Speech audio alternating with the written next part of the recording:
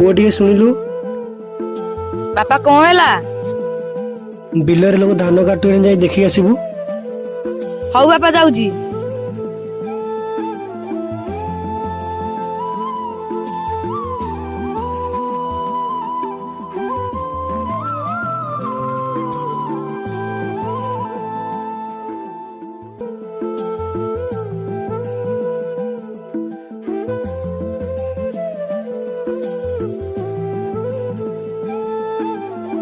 अरे एमती धान काटुଛୁ बंधा हब केमती?